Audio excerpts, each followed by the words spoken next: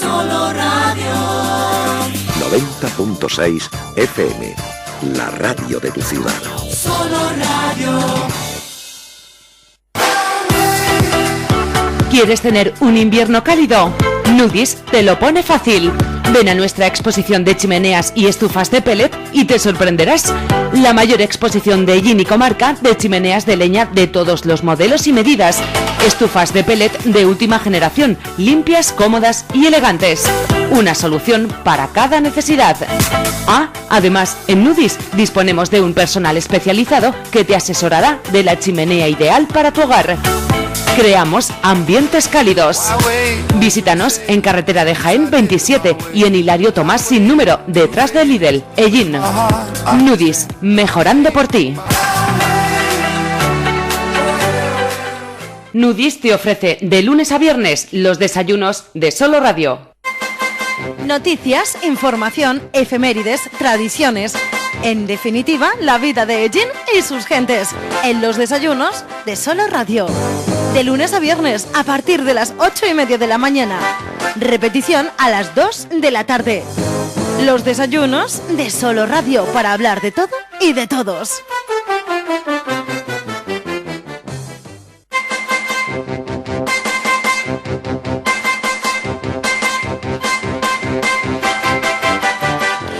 Muy buenos días, saludos cordiales. Comenzamos aquí una nueva edición de los desayunos de Solo Radio. 90.6 en la banda de frecuencia modulada. Nuestro saludo también muy cordial a todos aquellos que nos seguís en cualquier lugar del mundo, ya sea muy cerquita o muy lejos, no sé a cuántos miles de kilómetros incluso. El caso es que a través de internet llegamos con nuestra programación en directo allá donde te encuentres. Un abrazo enorme desde Ellín. Programa de los servicios informativos de Solo Radio, son los desayunos que emitimos en directo ahora cuando pasan 34 minutos en este momento de las 8 de la mañana. O también puede ser que tenga que saludarles diciéndoles aquello de buenas tardes, puesto que también seguro muchos de nuestros oyentes siguen este programa en su repetición que llega tras el informativo central Primera Plana, y esto es en torno a las 2 y algunos minutos de la tarde. El saludo cordial de José Aurelio Martínez, gracias por estar ahí una vez más, un día más con nosotros en los desayunos de Solo Radio. Buscamos siempre a lo largo de toda la semana, de lunes a viernes, contenidos interesantes para compartir con todos ustedes, con todos vosotros. Y esto, pues, además de no ser fácil, también nos lleva a, en algunas ocasiones, centrarnos en noticias concretas con el fin de tener un poquito más de tiempo del que es habitual en los servicios informativos. En otros casos también hablamos de nuestras tradiciones, hablamos de nuestra cultura. Tenemos tiempo también para conocer un poquito más de cerca a personas o personajes que podríamos tildar de esa manera y que merece la pena conocer a fondo. Y hoy, recién iniciado podríamos decir, el mes de octubre, vamos a centrarnos también en un tema muy interesante. Creado por la Unión Internacional de Arquitectos en el año 2005 y con el fin de recordar al mundo la responsabilidad colectiva de los arquitectos en relación al futuro de nuestras ciudades y asentamientos, se creaba el Día Mundial de la Arquitectura. Ese día se celebra todos los años en el mes de octubre, en concreto el primer lunes de ese mes. Con lo cual, pues podríamos decir que esta semana, bueno, pues esa fecha marcada en el calendario ha pasado y queremos hoy centrarnos en algo tan importante como es la arquitectura, aunque lo haremos desde el punto de vista un poco comarcal, podríamos decir, ¿no? Un poco centrado en nuestro entorno más cercano. Y para hablar de ello se encuentra con nosotros hoy aquí en los estudios de Solo Radio el arquitecto Pedro Sánchez. Pedro, buenos días. Buenos días. Un placer compartir Igualmente. los desayunos después de mucho tiempo, compartir los desayunos de nuevo aquí en la sintonía de Solo Radio. Pedro, que le conocen, ha estado en varias ocasiones con nosotros hablándonos de la plataforma Ellín Casco Antiguo, ¿no? Es uno de los miembros de esa plataforma y bueno, pues hoy está con nosotros precisamente para poner en valor ese Día Mundial de la Arquitectura y que tengamos la posibilidad de darnos cuenta lo importante que es la arquitectura con el paso de los años, ¿no? ¿Qué es la arquitectura exactamente? Pedro, ¿cómo podríamos definirlo? Pues para el programa de hoy voy a usar una frase de Octavio Paz, un poeta mexicano, y que define a la arquitectura como el testigo insobornable de la historia, porque no se puede hablar de un gran edificio sin reconocer en él el testigo de una época, su cultura, su sociedad, sus intenciones. No añado ninguna palabra más. Pues es una buena definición y además aquí, como se suele decir, no hay tutía. Esas muestras de la arquitectura de cada lugar y de cada momento queda ahí patente, con lo cual poco se puede obviar o intentar cambiar. Efectivamente, y ella es una de las iniciativas que tenía la plataforma Casco Antiguo de dar a conocer nuestro patrimonio, porque si no lo cuidamos, pues vamos a perder nuestra identidad y no vamos a saber nuestros orígenes. Muy bien, decimos que desde el año 2005, pues se decide al menos recordar lo importante que es la arquitectura ese primer lunes de cada mes de octubre, ¿no? ¿Crees que ha merecido la pena desde el 2005 que esto sea así? ¿Se ha aprovechado esa fecha? Bueno, realmente hay una organizaciones de arquitectos desde mucho antes. Desde los años 30 se creaban los encuentros internacionales y esto es ya pues, una actividad mucho más moderna.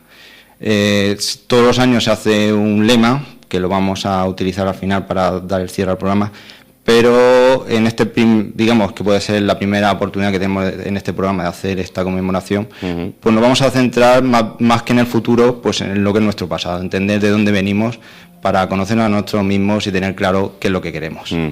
Pero yo casi me proyecto ya como contenido para estos desayunos, a no tardar demasiado, programas dedicados a la actualidad en la arquitectura, en nuestro entorno, que es muy importante, porque hoy seguramente lo trataremos un poquito de pasada, e incluso también de hablar del futuro de la arquitectura, ¿no? Con esta excusa del Día Mundial de la Arquitectura, sería interesante también, ¿no?, mirar esos aspectos. Sí, aunque estamos en una crisis de la arquitectura y estamos muy mal mirados por los problemas que hemos ocasionado en la economía, pero sí, el arquitecto sobre todo se tiene que plantear qué quiere para el futuro y sobre todo qué espacios piensa para que la gente sea un poco más feliz. Bueno, pues hoy, como digo, va a ser, porque yo he echado así un vistazo un poquito al programa de hoy, al guión del programa de hoy, creo que vamos a aprender mucho todos de la arquitectura, en todas las fases que Pedro hoy pues ha hecho distinciones y nos va a ir contando un poquito de cada una de ellas, como digo, en nuestro entorno, y creo que va a ser un programa muy, muy, pero que muy interesante.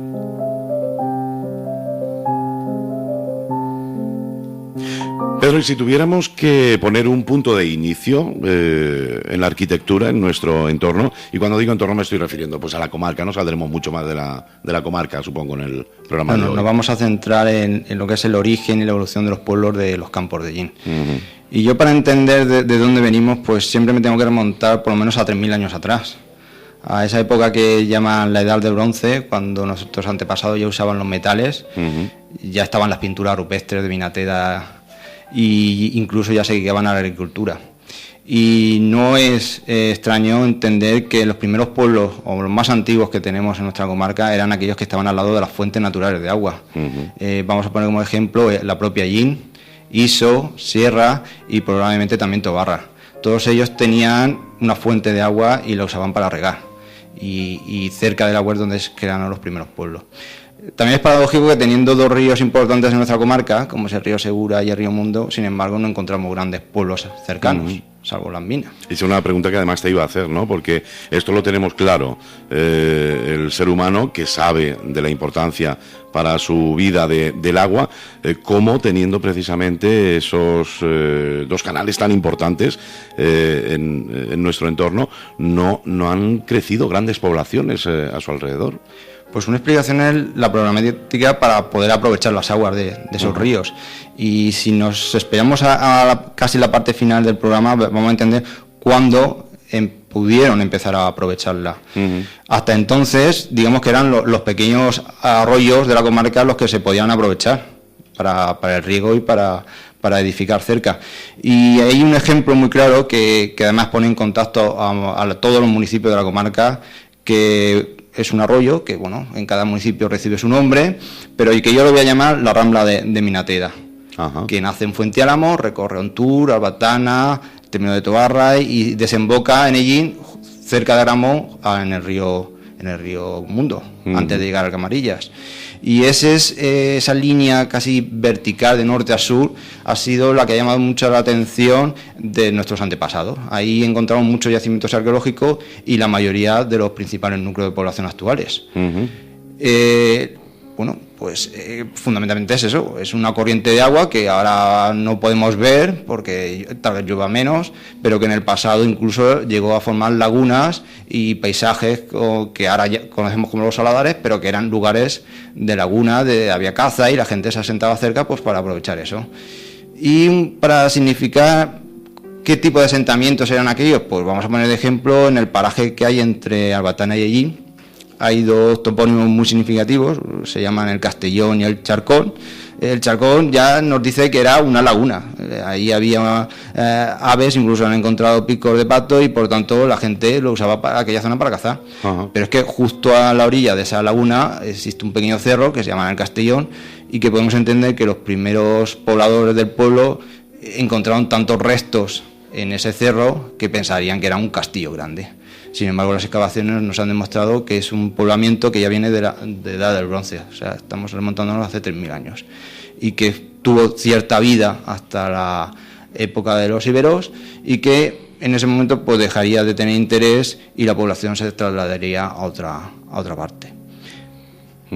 Pues muy interesante, ¿no? Es lo que podríamos en este momento poner como punto de inicio al programa de hoy, vestigios que quedan todavía de esa época y sin duda esto de la no utilización directa, ¿no? de nuestros ríos más cercanos por precisamente los problemas quizás para la utilización de esas aguas hacen que siga teniendo el agua precisamente esa importancia y sí que encontramos esas poblaciones alrededor de este arroyo que, como bien dices, tiene diferentes nombres según donde se le nombre, ¿no? Valga la redundancia. Según el pueblo. Muy bien, pues ese es el inicio de un programa que hoy nos llevará pues recorriendo a través del tiempo pues este entorno maravilloso que tenemos y del cual pues nos quedan sin duda restos sin duda muy importantes. Con lo cual dejamos ahí la prehistoria. ¿Algo más que resaltar de ese tiempo? Claro, cuando hablamos de prehistoria es cuando no existen documentos históricos. Solo sabemos los restos arqueológicos y que los especialistas, los arqueólogos, han sabido identificar. Y cuando hablamos ya de historia, pues las primeras fuentes es cuando llegan aquí la civilización en sí mismo. O sea, ¿qué es civilización? Pues exactamente es aquel, poder que consigue hacer ciudades y establecer relaciones entre las ciudades. Y por eso hay que remontarse al Imperio Romano. Al Imperio Romano. De todas formas, siempre hay que decir que la puerta a la prehistoria, es decir, antes de lo que tenemos constancia como historia de los pueblos, siempre queda abierta. Siempre puede aparecer algún vestigio, siempre puede aparecer en alguna excavación más información, con lo cual dejamos la puerta abierta, ¿no? A que, bueno, pues posiblemente, con el paso de los años, podamos rellenar más hojas de ese tiempo. Sí, incluso hace poco un arqueólogo que conoce muy bien la comarca nos decía que esto es casi un campo abierto a la investigación, que nuestra comarca todavía está por investigar muchos y en muchas épocas. El poderío del Imperio Romano también se nota en nuestro entorno, como en tantos otros lugares. La verdad que basta, bueno, pues mirar un poquito precisamente la historia y darse cuenta que por donde pasaron dejaron huella. Efectivamente, y en esta misma semana de la feria, las semanas culturales, las jornadas culturales, se han dedicado al Tolmo precisamente por una huella que dejaron en una inscripción en un muro. De ahí la conmemoración de los 2025 años del Tolmo como municipio romano. O sea, precisamente esa inscripción es lo que podemos llamar historia, un documento que han dejado para conocer el origen de ese yacimiento. Y efectivamente, pues son los romanos los que llegan aquí con su necesidad de extender la civilización, de crear calzadas y de establecerse en el territorio para explotarlo. Lo que antes podíamos llamar que eran poblados de subsistencia, que se conformaban con simplemente los recursos de su entorno, pues no, los romanos llegan precisamente aquí pues para explotar y sobre todo una cosa muy clara que era abastecer a la misma Roma. O sea, lo que a quienes aquí vinieron era para cultivar nuestras tierras y abastecer a la ciudad de Roma. Por lo tanto, era necesario lo que llamamos una civilización, con unos servicios, con unos medios de comunicación. Y por lo tanto ya entramos en un contexto de no simplemente unos pueblos aislados, sino ya de pertenecer a un contexto casi internacional. ¿Y cómo llegan aquí los romanos y qué hacen? Pues fundamentalmente era lo que hemos dicho antes, explotar las fuentes de agua. O sea, no se entiende la agricultura de esta zona si no es porque había un recurso como el agua. Y los primeros asentamientos que los romanos van a aprovechar eran muy cercanos a los que ya existía, pero no había tampoco necesidad de protegerse con murallas, y lo que van a ocupar son las zonas llanas, cerca de los cursos de agua, y casualmente no hay pueblo en la comarca que no fue antes una villa romana, es decir, una finca donde se explotaba la agricultura y que con el tiempo dio origen a nuestros pueblos. Y de ahí, si pensamos un poquito, la importancia de la arquitectura.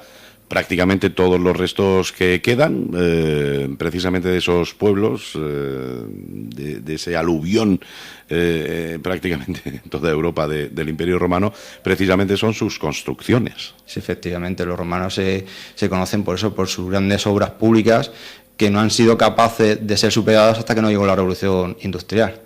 Estamos hablando de hasta hace 150 años no se construían ni carreteras ni puentes como lo hacían los romanos. Pues ha quedado la idea de que todo lo antiguo, que no se conocía su origen, podría ser romano, que es lo que nos pasa en esta comarca, que muchas cosas se atribuyen a los romanos, aunque no fueran romanas. ¿Y qué hicieron los romanos para traernos? Pues nos trajeron de todo. Y entre ellos nos trajeron la cultura que se extendía por el Mediterráneo y esencialmente la crearon los griegos. Los romanos inventaron pocas cosas. Ellos fundamentalmente copiaron la cultura griega, que ya estaba extendida incluso antes de la creación del Imperio Romano, y fueron los que realmente luego la introdujeron a nuestra zona, porque bueno, sabemos que en las costas del Mediterráneo español ya había griegos, pero los que realmente extendieron a toda la península y crearon, digamos, la civilización en el territorio de toda la península fueron los romanos. Y dentro de esas influencias culturales, pues está la arquitectura, o sea, los modos de construir, lo que llamamos los estilos clásicos. Todo el mundo ha hablado sabe identificar lo que es el dórico, el corintio, jónico, pues son esos órdenes arquitectónicos clásicos que los romanos extendieron y nos trajeron aquí. ¿Restos que hay? Pues bueno, en los museos cercanos tenemos restos arquitectónicos de los romanos, por ejemplo los capiteles o las columnas, que luego se han reutilizado en muchos otros edificios.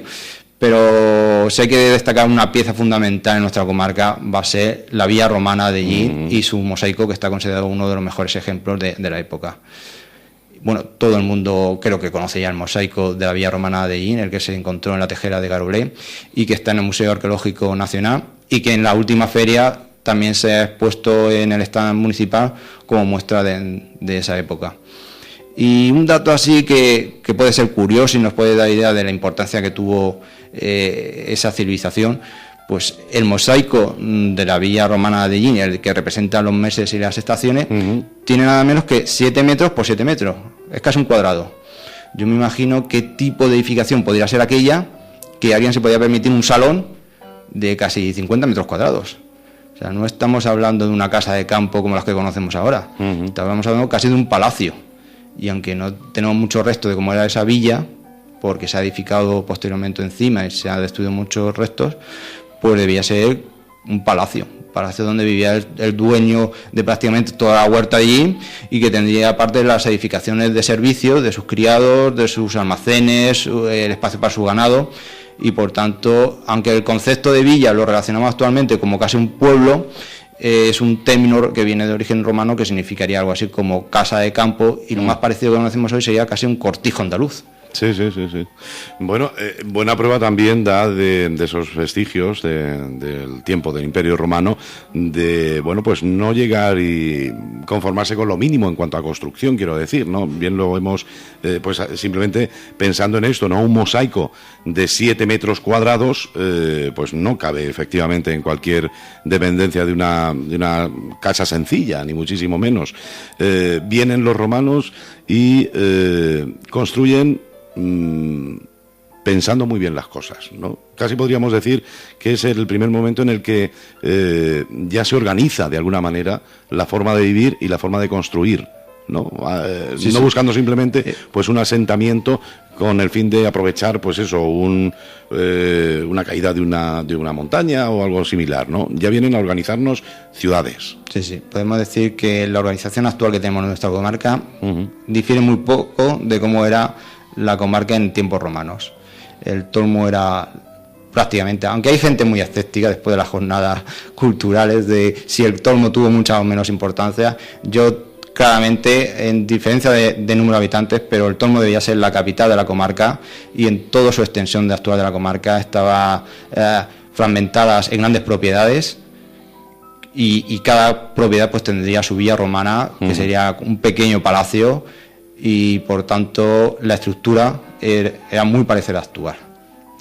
Voy a recordar a nuestros oyentes que en la emisión matinal estamos en directo y si quieren participar vamos a llevar un ritmo, podríamos decir, como comentaba en el principio, en la presentación del programa, un poco siguiendo cronología en tiempo, pero si quieren, pues no sé, comentarnos, hacernos algún comentario, quieren participar en el programa, ya saben que pueden hacerlo a través del correo electrónico participaallin@solorradio.es, o incluso si quieren intervenir en el programa a través del 967 30 53 21. No quiero yo pasar de este tiempo en el que estamos hablando del Imperio Romano y la organización del territorio en la villa romana de Ellín, sin hablar también de los, no sé si te pongo en un compromiso, ¿no? Porque esto, bueno, pues siempre hay también voces discordantes en torno a ello, pero cuando nos referimos a los puentes romanos de Iso, ¿realmente nos estamos refiriendo a puentes romanos o no? Está previsto hablar de ello en el programa, pero claro, es que como no son romanos, lo he puesto casi al final del guión. No son romanos. De momento planteamos eso, y es que incluso lo vamos a citar para entender lo que hemos dicho antes. ¿Por qué no están los poblamientos de nuestra comarca más cerca de los ríos? Pues tal vez simplemente digamos por los propios ríos. Son realmente peligrosos vivir cerca. Y lo dejamos ahí y ya al final hablaremos realmente de cuándo son los puentes romanos. Venga, pues hablamos. Los puentes no romanos de Iso. Los puentes no romanos de Iso. Pero supongo que son con los datos que tenemos y ya claros, ¿no? Que la información que se puede dar en torno a ello, que nos vas a dar, ya está contrastada, ¿no? Ya es definitiva, podríamos decir. Es que lamentablemente restos romanos que conservemos de la época del Imperio Romano son pocos. Son pocos porque realmente lo que se ha hecho la población es seguir viviendo en el mismo lugar y ha reutilizado los materiales. Cuando se han venido abajo las villas romanas, han usado esos materiales para construir otros edificios, o las situaciones de cambio político han obligado a abandonarlas y a alojarse en otros lugares, y por lo tanto no tenemos ningún edificio significativo que podamos decir romanos. Tenemos restos arqueológicos que están en los museos, pero esas grandes obras que hay en la comarca que se dicen que romanas, pues de entrada diremos que difícilmente. De hecho, hoy no vamos a entrar mucho a hablar del Tolmo, porque ya tenemos otros programas y tendremos otros programas centrándonos en algo tan importante como el Tolmo, pero precisamente esa es una de las uno de los condicionantes del Tolmo, ¿no? Que mucho del tiempo del que estamos hablando pues desapareció para convertirse en otra cosa, reutilizando esos elementos, la piedra y demás, pero se convirtieron en otro tipo de construcción posterior. ¿Cerramos aquí el tiempo de cerramos los romanos? Casi en el Imperio Romano, o casi que lo extendemos, porque la siguiente época que nos identifican los libros de historia es la época visigoda. Pero realmente los visigodos fueron un pueblo minoritario en comparación con la población que ya había en España, y que vinieron casi, digamos, como mercenarios de los romanos a luchar contra otros germánicos que ya estaban asentados aquí y estaban planteando muchos problemas a la población local. O sea que los visigodos sí que crearon su propio reino, pero realmente es casi una continuación cultural de lo que ya había en el Imperio Romano. Y lo que tenemos que destacar en la comarca es precisamente el Tolmo. O sea, si antes hemos dicho que ya era una especie de capital de comarca de nuestra zona, pues realmente en época visigoda llegó incluso a tener un poco más de importancia. No sabemos si monumentalmente o en cuanto a población, pero por lo menos lo que se ha encontrado en el Tolmo y como pieza clave ha sido la basílica. La basílica demuestra, bueno, sabemos que los visigodos ya eran cristianos cuando llegaron a España, simplemente estando ya aquí asentados, en lugar de su propio cristianismo aceptaron el catolicismo, que era la obediencia al Papa de Roma, por el gran cambio que hubo en esta cultura, y establecieron una organización del territorio basada en los obispos. O sea, los obispos eran algo más que simplemente los representantes de la Iglesia en el territorio, sino que ejercían de representantes del rey visigodo de Toledo, y aparte incluso en sus concilios de Toledo no solo hablaban de Dios, sino también hablaban del rey, de las leyes que tenían que imperar en el reino de Toledo. Y la importancia del tomo en esa época es que hubo una conquista de Cartagena y de Elche en época bizantina. El Imperio Romano había caído, se había, digamos, dividido en distintos reinos, y eran los romanos que tenían su capital en Constantinopla los que intentaron recuperar todos esos territorios, y cuando llegaron aquí a España se apoderaron de las principales ciudades que había en la costa. Como Cartagena y Elche tenían sus propios obispos, en esa época se trasladaron a ciudades interiores, y los arqueólogos han querido identificar que en la Basílica del Tormo y el palacio que parece que hubo junto a la basílica estuvo durante poco menos de un siglo la sede episcopal que antes estuvo en Elche. Y eso ya nos da señales de que, bueno, por lo menos si la cultura de organización del territorio ya venía de los romanos, por lo menos ya había un cambio, que era el cristianismo. Ya sí que nos han dejado los primeros cristianos muchas más huellas de forma de vida que lo que nos dejaron los romanos, porque tenemos incluso ejemplos de iglesias de esa época, no solo la que hemos dicho en el Tormo, sino una que todavía se puede utilizar, aunque ya está con otros usos. Y es que en esa época el cristianismo no solo hacia sus templos, sino hacia sus monasterios. Es una nueva forma de vida que los cristianos, digamos, extendieron. Y aquí en la comarca generalmente en esa época se les llama eremitorios, porque se consideran que era una forma de vida aislada del resto. Los monasterios podían estar cerca de las poblaciones o aislados, pero aquí se considera que eran gente que había renunciado a vivir en la sociedad común y se retiraba al campo. Y se han identificado dos ejemplos. Tenemos la Camareta, junto al Camarillas, y tenemos el Alborajico de Tobarra, que a lo mejor es menos conocido, pero incluso es más impactante para mí, porque estamos hablando de un cerro de piedra biocalcanerita, como la típica de Yin, donde se horadó una iglesia que tiene bastantes dimensiones. Yo creo que son 20 metros de profundidad. O sea, es toda una iglesia casi de las dimensiones del Tormo, excavada en la piedra. O sea, que eso solo fuera un monasterio y no tuviera mucho más uso popular, pues a mí me extrañaría. Pero realmente, gracias a eso, a esa técnica de la cueva, pues es que después de 1500 años todavía se puede visitar el sitio. No tiene un uso, se ha perdido el uso religioso que tuvo en sus orígenes, pero ahí nos han dejado un testimonio de lo que eran los primeros cristianos en nuestra comarca. Vamos a ir centrándonos un poquito. Nos remontábamos al inicio del programa, la prehistoria, hablábamos de 3000 años atrás, más o menos.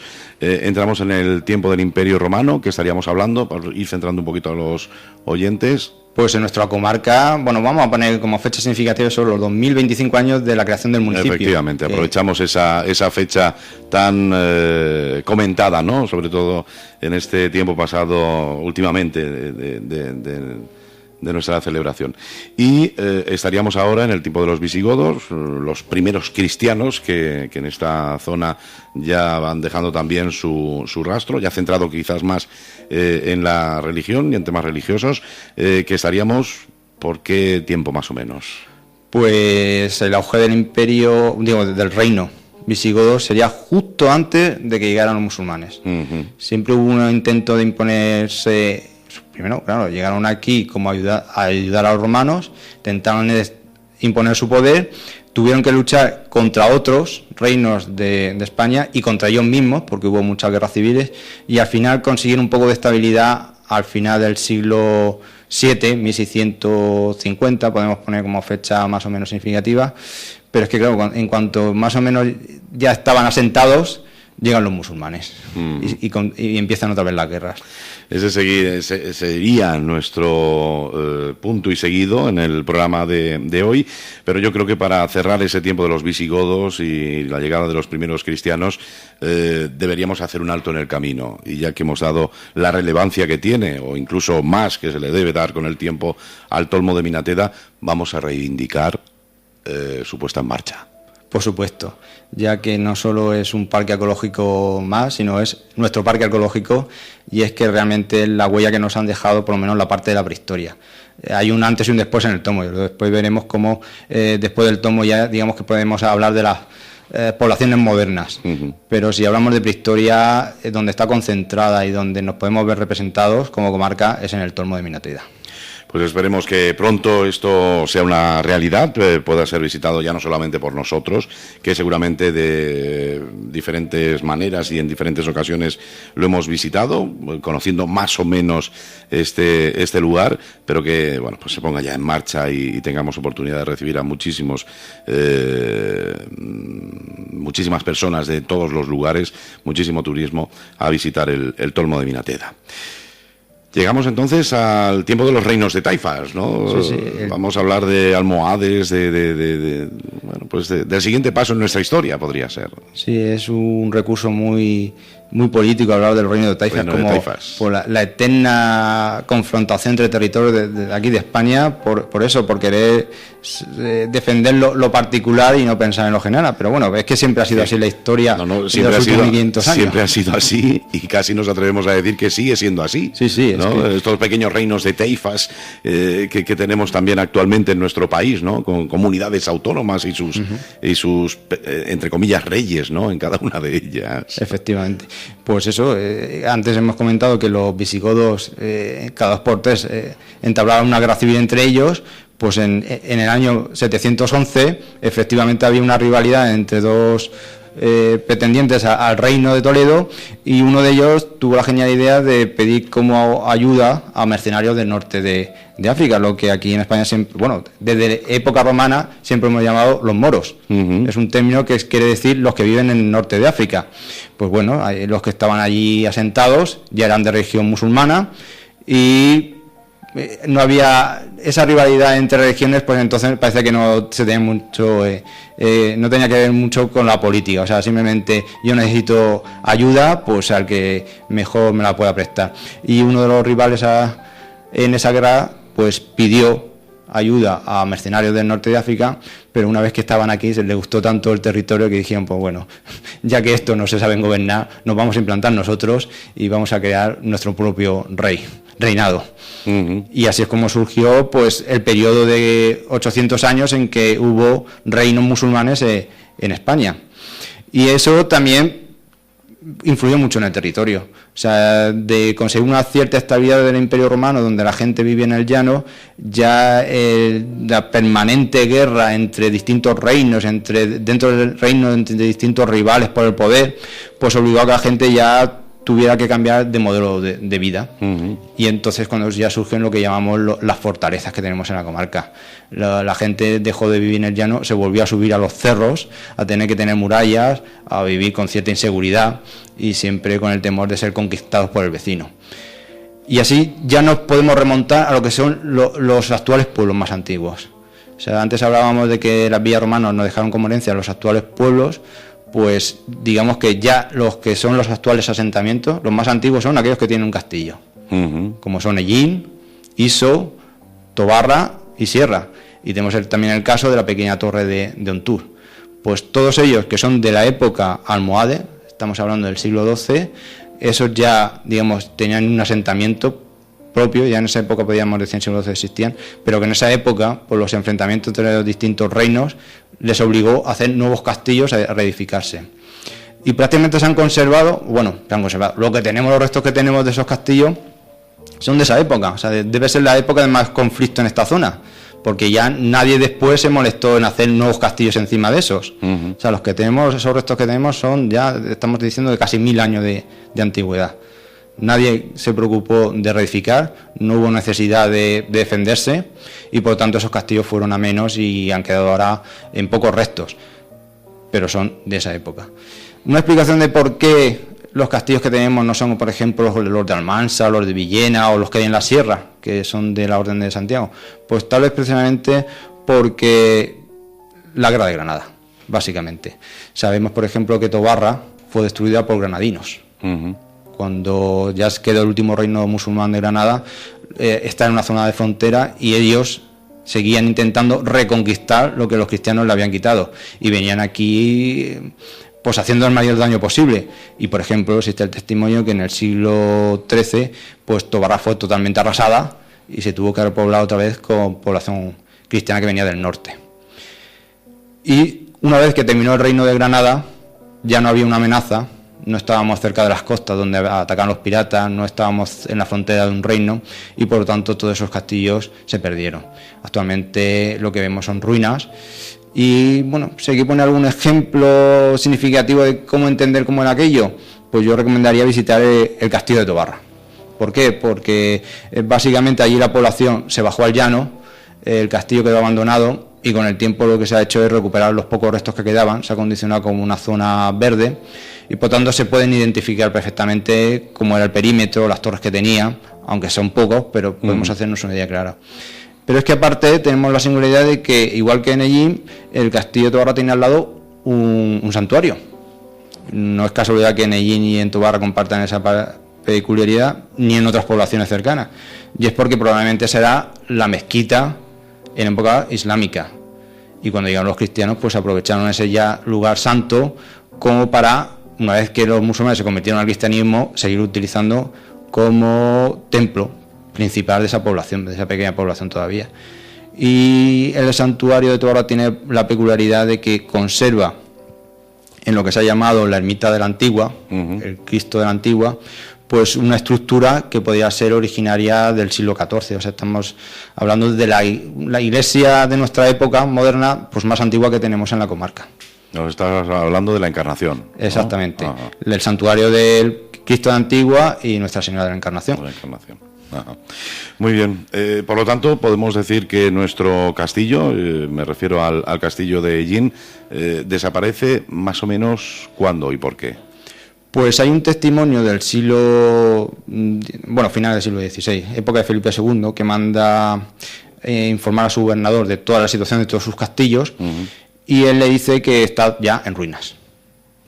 Ya habían pasado... En el siglo XVI. Sí, al final en 1592 creo que era la fecha del documento, y ahí ya le dice el gobernador que no se usa. Pero es que ni siquiera no se usa, dice que no tiene valor, pero es que además los impuestos que mandan para arreglarlo, pues que era el alcaide, vive en Murcia y se lo gastaba para sus particulares. No. Eso lo comentábamos hace ya un tiempo en uno de los programas, que además les mandaba directamente los dineros a tierras murcianas, ¿no? Ni siquiera pasaban por allí. No, tenía el cargo aquí en Ellín, pero él vivía en Murcia. Sí. Muy bien, bueno, pues datos sin duda muy, muy interesantes y que nos van haciendo pues seguir esta historia a través de la arquitectura. No olviden, hoy está con nosotros Pedro Sánchez, miembro de la plataforma Ellín Casco Antiguo, arquitecto, y la excusa que buscábamos era precisamente porque el primer lunes de octubre cada año se celebra el Día Mundial de la Arquitectura, y hoy, aprovechando esa excusa, pues fíjate, estamos haciendo un poquito de historia y recorriendo nuestro entorno con el paso de los años. Reinos de taifas, la cultura almohade, los moros, como popularmente han sido siempre conocidos, pues también dejan su huella en nuestro entorno, y buena prueba de ello tenemos en algunos de los lugares que nos ha recordado Pedro. ¿Vamos cerrando esta etapa? Sí, vamos a terminar que los reinos de taifas, digamos, que desaparecen, y vamos a ver cómo se consigue la paz y qué influencia tiene eso en nuestros pueblos. Pues bien, ya al final de la Edad Media, lo que llaman, para nosotros la Edad Moderna en España empieza en 1492, con el descubrimiento para los españoles del Nuevo Mundo. Pero casualmente también fue el año donde se terminó la guerra con Granada. Ese peligro que decíamos que teníamos por estar muy cercanos a la frontera de Granada se terminó también. Y aparte, en la época cuando los reyes católicos consiguen ya el poder supremo, porque aparte de la conquista de Granada, el descubrimiento de América, venían los reyes católicos de una guerra civil de ellos contra los nobles castellanos. Con lo cual las arcas estaban muy maltrechas. Sí, bueno, la última serie de Isabel nos ha dejado muy claro, digamos, todas esas tropelías que había entre unos y otros por conseguir el poder y la sucesión en el reino. Y aquí en la comarca hubo una influencia importante de esos acontecimientos. Incluso se le ha dado un nombre particular a lo que pasó aquí con la guerra del marquesado. Dentro de esa guerra civil entre los partidarios de Isabel la Católica y su sobrina, por parte de su hermanastro, la Beltraneja, Juana Beltraneja, pues aquí tuvo su versión en lo que he llamado la guerra del marquesado. Y es que todo este territorio fue donado por el hermanastro de Isabel la Católica a Juan Pacheco, el conocido primer marqués de Villena, y de lo que había sido las típicas villas pobladas por los llamados cristianos viejos, pues pasaron de la noche a la mañana a depender de un señor feudal, el cual hizo bastantes tropelías. Por ejemplo, sabemos que las dehesas eran las grandes extensiones, no eran terrenos de cultivo, no se podían cultivar, y entonces se dedicaban a la ganadería, pues eran propiedad del ayuntamiento. Y esas el marqués de la noche a la mañana se las quedó para su beneficio y cobrar sus impuestos. Incluso un dato curioso es que había en la calle Cantarería había un horno que era usado para calle Cantarería del casco antiguo de allí. Era usado para cocer cántaros y el señor marqués también se lo quedó para su propiedad. Y el documento dice que cuando los reyes católicos consiguieron ganar la guerra, pues una de las cosas que hicieron fue devolverles el horno a los vecinos de allí. Por tanto, había muchas ganas aquí de quitarse encima al señor feudal. No me extraña. Por eso, en cuanto estalló la guerra civil, muchos de los pueblos de nuestro entorno se proclamaron fieles a Isabel la Católica y le plantaron cara a los representantes que había del marqués en estos pueblos. Y eso es lo que vino a resumirse como guerra del marquesado. Y fue crucial en esa época porque, aparte que ya no teníamos el peligro de Granada, el señor feudal ya no había, el señor feudal. Entonces, lo que hemos dicho, no había necesidad de mantener un castillo, ni que la población viviera en el castillo. Y hay un proceso de que todos los pueblos de nuestro entorno, que estaban en los cerros, se fueron a los llanos. En el caso de Tobarra es muy significativo. Vemos claramente cómo tenemos el castillo en el cerro y el pueblo nuevo se creó entre los dos cerros, lo que llaman el barrio de la Plaza, abandonado ese recinto amurallado. Y en allí, pues digamos tal vez porque los cerros eran menos elevados, la extensión fue más continua. No se llegó a abandonar el castillo, sino más bien se ocupó con nuevas viviendas y el pueblo fue creciendo poco a poco a partir del germen del castillo. Y en ese proceso también es curioso cómo aparecen las nuevas iglesias. Estamos ya hablando del final de la Edad Media, donde imperaba el estilo gótico. Bueno, incluso en la época de Isabel la Católica se ha hablado del gótico isabelino, como algo significativo del Reino de Castilla, en diferencia a otros estilos que había o en España o en Europa. Y con ese nuevo estilo y ese, digamos, crecimiento de la población y de que estaban ya fuera de las murallas, pues van a aparecer las plazas públicas y van a aparecer las iglesias más antiguas que ya podemos reconocer en nuestros pueblos. Y tenemos los casos más claros, son la iglesia de Asunción en Ellín y en Tobarra. Esas plazas que se convierten en parte importante de la sociedad de aquel momento. Hemos asistido en este tiempo al feudalismo, a su final también. Nos da la sensación que fue un periodo breve, ¿no?, esto de los grandes feudales. Es que da la casualidad que en nuestra comarca siempre se ha hablado como algo muy típico del marqués de Villena, pero duró pocos años. O sea, la donación fue de Juan Pacheco y su hijo, al poco de heredar, ya se estaban revelando la gente. O sea que el feudalismo duró bastante poco en nuestra comarca. Y asistimos también al nacimiento, podríamos decir, de la nueva organización de las villas, ¿no?, con sus plazas, sus calles, sus lugares también, para hacer vida en la calle. Y con tranquilidad, ya fuera de los cerros. Esto que nos comentabas es interesante. Además vemos desde la autovía, cuando pasamos por Tobarra, efectivamente, la población a las faldas de esas montañas, y nos ha llamado también la atención, efectivamente, como bien dices, que un poco nuestros cerros se unen al resto de la población quizás por cercanía y por no ser tan elevados, ¿no? Efectivamente, en Ellín una etapa bonita también de nuestra historia. Sí, sí, y lo que hace significativo al casco antiguo de Ellín, que tenemos más de 1000 años de historia del urbanismo concentrado en el Cerro del Castillo. No ha habido un abandono, en esos 1000 años no ha habido un abandono y construir una nueva ciudad, sino que poco a poco ha ido creciendo y conservando sus tejidos y sus edificios típicos de cada época. Muy bien.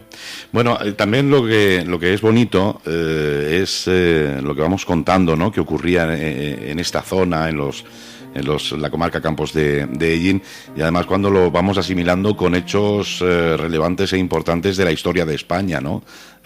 Estaríamos hablando, pues eso, en torno al tiempo de Colón, ¿no? Del descubrimiento.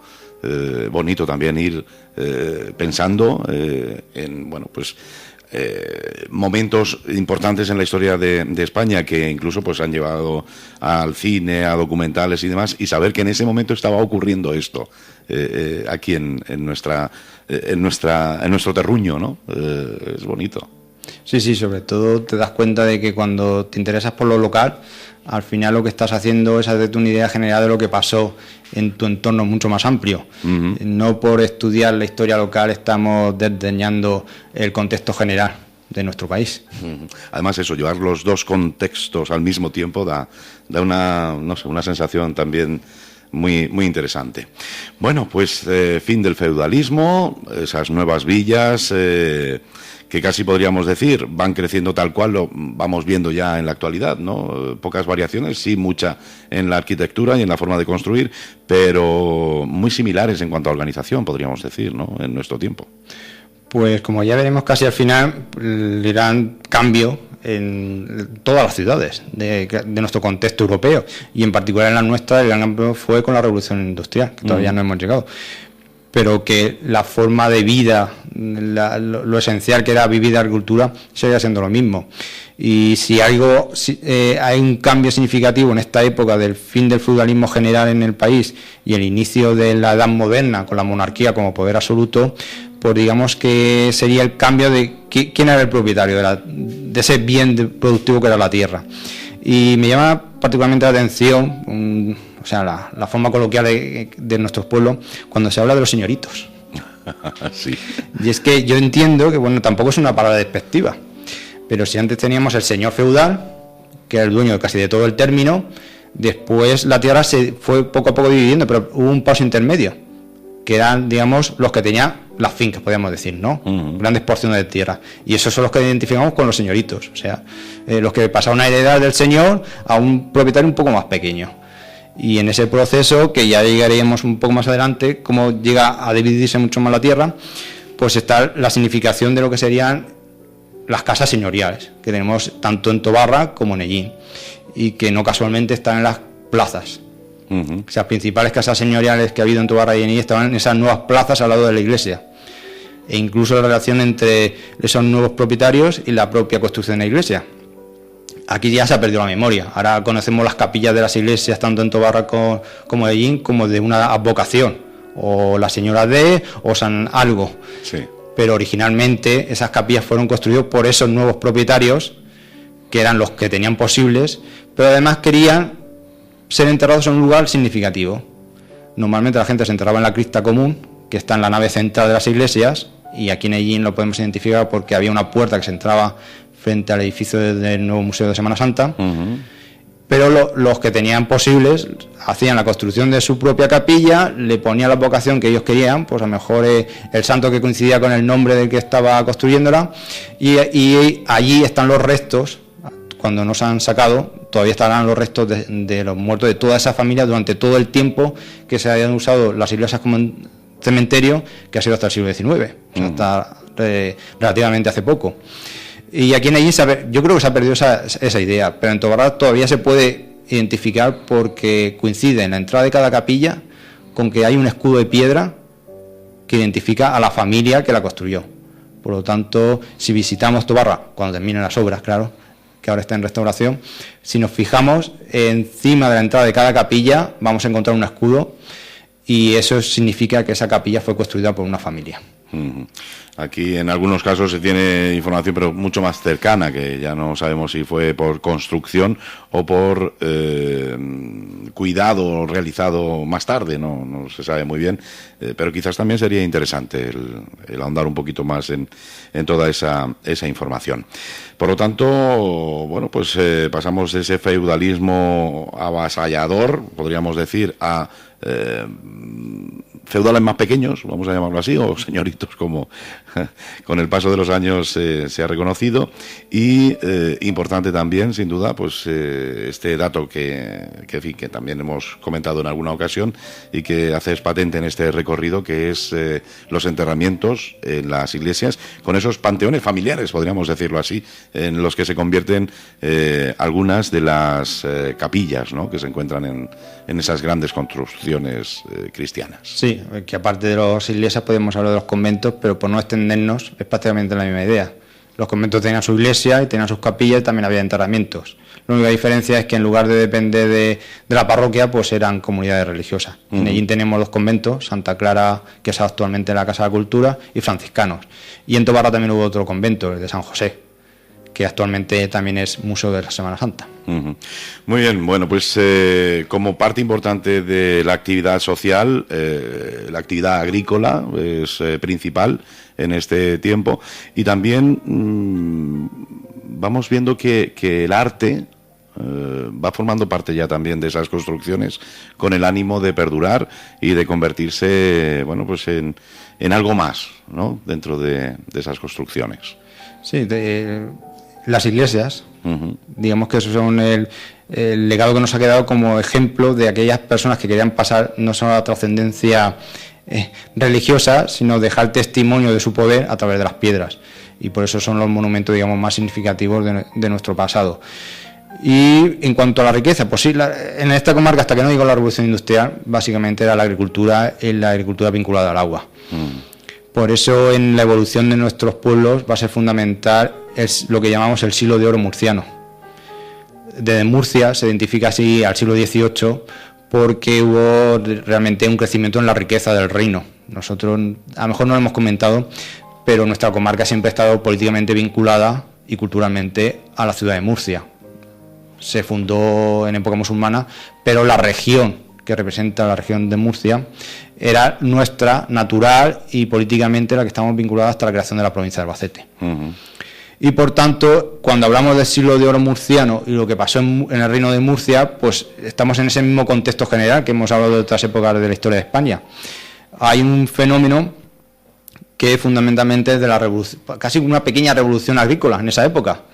Hay un desarrollo de los regadíos, se crean nuevos pueblos y crece la población, y sobre todo el tema de la seda.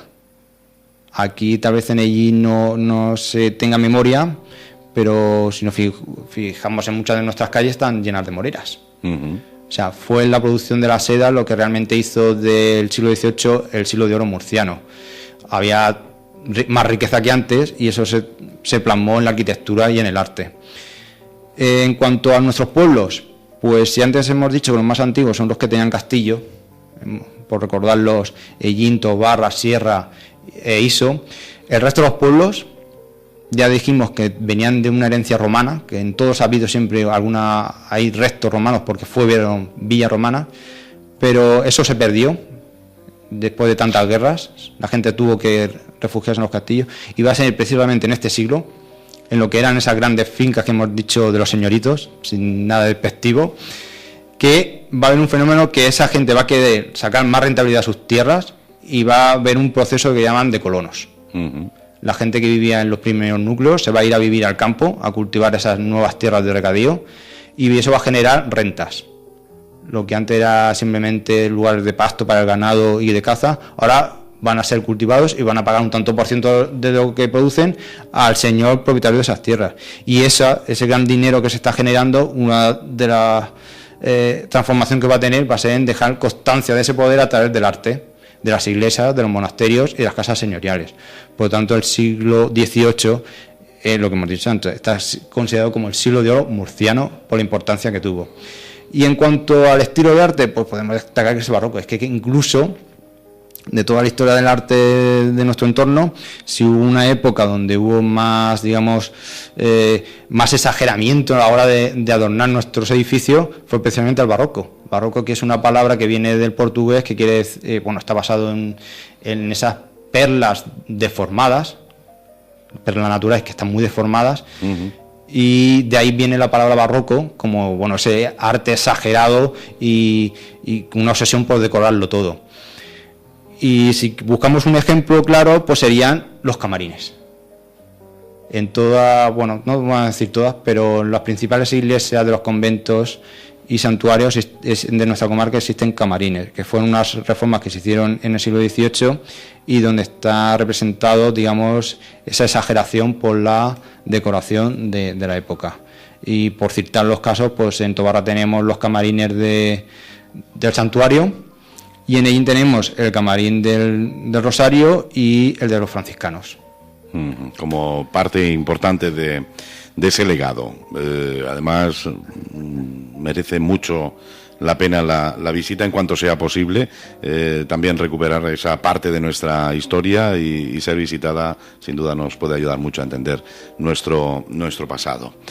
Ontur, Fuente Álamo, Agramón incluso, quizás son poblaciones que van cogiendo más fuerza, ¿no?, precisamente en este tiempo. Sí, como hemos dicho, ese reparto de la tierra primero pasó en grandes propiedades a esos nuevos señores, y luego en este siglo va a ser cuando van a surgir todos esos otros pueblos de nuestra comarca que, como hemos dicho, como testigos, no tenían castillo, como testigos son los menos antiguos, y es en el siglo XVIII, con la revolución, esa pequeña revolución agrícola, cuando van a surgir los pueblos por los colonos que van a repoblar. Y vamos a poner como ejemplo, pues Ontur, cómo surge Ontur, de lo que era simplemente una gran propiedad al trazado actual de la población. En Ontur tenemos un resto de torre, o sea, de época musulmana, pero posiblemente simplemente era por controlar el camino, y también tenemos restos de la villa romana, las famosas muñecas romanas de Ontur. Pero podemos decir que toda la Edad Media aquella zona debió quedar bastante despoblada, porque los testimonios que tenemos en documentos es que empezó a poblarse en el siglo XVIII. Ontur tiene la significación de que lo que antes hemos llamado la Rambla de Minateda, porque como en cada pueblo tiene su nombre, pues nosotros le llamamos así, para entendernos, está cruzada en un lugar significativo por el camino que unía Ellín como Montealegre del Castillo. Y ese paraje actualmente está muy deformado el nombre. Lo llamamos el Baico, pero realmente es el Badico, o sea, el paso del camino cruzando el arroyo de Minateda. ¿Cómo? Actualmente todo el mundo lo conoce como el Baico. ¿Y antiguamente era Badico. Vado, todo el mundo entiende que es cuando cruzas una rambla, bajas y subes, y aquello era el vado pequeño, Badico, de Badico, Baico. Fíjate. Y la singularidad del sitio pues estuvo protegida por la torre de Ontur, pero simplemente sería un lugar para vigilar el camino. Es realmente en el siglo XVIII cuando se coloniza como el resto de las nuevas poblaciones de la comarca, y he traído este ejemplo porque es significativo el cómo se hace. Tanto Ontur, Albatana como Agramón llegaron a ser de los marqueses de Espinardo. Tuvieron bastante poder en la comarca y también en la huerta de Murcia. Y fue en el siglo XVIII, cuando deciden sacar más rentabilidad a sus tierras y las reparten entre colonos. Pues los primeros colonos que llegaron a Ontur se asentarían en lo que es la calle Mayor. Es una calle bastante regular, que está en lo alto de la colina donde se asentó Ontur, conectando la torre con lo que luego sería la iglesia. El marqués, cuando coloniza sus pueblos, una de sus obligaciones fue construir las iglesias. O sea, la tenemos allí mismo, cerca, o sea, dentro de ese mismo eje de la calle Mayor está la iglesia, y justo al lado hay una casa que es la del administrador del marqués. O sea, la vinculación claramente en las propiedades del marqués. Pues eso, ese administrador era el que respondía ante el marqués de lo que pasaba en los pueblos de Ontur, Albatana y Agramón. Y justo enfrente de esa casa tenemos la actual Casa de la Cultura, que antiguamente fue la casa consistorial, construida también por los marqueses, y que digamos que es encargado de los asuntos de los vecinos, lo que antiguamente podía ser un ayuntamiento. Pero aparte, en lo que hoy es la plaza del ayuntamiento, pues encontramos otros edificios como el Horno. Antiguamente se llama toda esa calle la calle del Horno, y fue precisamente donde estuvo el horno, que era propiedad también del marqués y el que controlaba la producción del pan. Y lo que es actualmente el mercado fue la antigua matadero y carnicería, también propiedad del marqués. Por lo tanto, ahí podemos ver un ejemplo claro de cómo a través de un único promotor, propietario de las tierras, pues se hizo el intento por recuperar lo que era la antigua tradición de explotación agrícola, que ya venía de los romanos, pero se había perdido, y es en esta época, en el siglo XVIII, cuando se recuperan los principales otros pueblos de nuestra comarca. Uh-huh. La riqueza agrícola, la ganadería, da paso, íbamos avanzando un poquito en el tiempo, al siglo de la revolución industrial. Sí, aquí ya vienen los grandes cambios. O sea, cuando ya no solo dependemos de la agricultura y los regadíos, sino que van a haber otras actividades. ¿Y cómo llega la revolución industrial allí? Pues hace un par de años ya se conmemoró la llegada del ferrocarril, la línea férrea que unía Albacete con Murcia y que atravesaba nuestra comarca de norte a sur, por Tobarra y por Ellín. Y con el ferrocarril llegaron las estaciones de tren y lo que podemos decir, los primeros polígonos industriales. O sea, no casualmente allí donde llegó el ferrocarril paraban las máquinas de ferrocarril con sus máquinas de vapor, pues enseguida aparecieron las primeras fábricas con máquinas de vapor.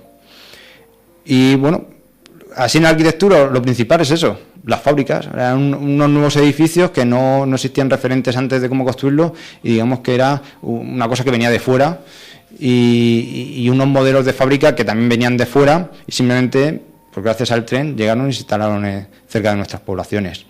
Que principalmente en nuestras poblaciones, esas fábricas, pues de harinas, alfarera también, ¿no? Ya a gran escala, podríamos decir.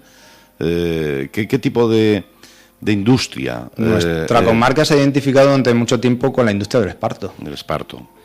Pero mucho antes, con las primeras máquinas de vapor, lo que se hizo fue hacer serrerías. Ajá. Podemos destacar, otra gran estación que hubo en la comarca, la de las minas. Ajá. Que es la única que ha desaparecido. De todas las primeras estaciones que se hizo en la comarca, que además se conservan, me sorprende que después de 150 años se conserven los edificios tal cual se construyeron en un principio, reformados, pero son los mismos. Tenemos la de Tobarra, la de Ellín, la de Gramón, que son los mismos edificios que se construyeron hace 150 años. Y solo otros dos edificios, el de Minateda y los Navajuelos, son edificios mucho más modernos, de aproximadamente 50 años menos de los que tenían los originales. Y la de las minas era peculiar porque, además que se hizo allí la estación por las propias minas de azufre, yo tengo otra teoría de que la cercanía que tenían los ríos.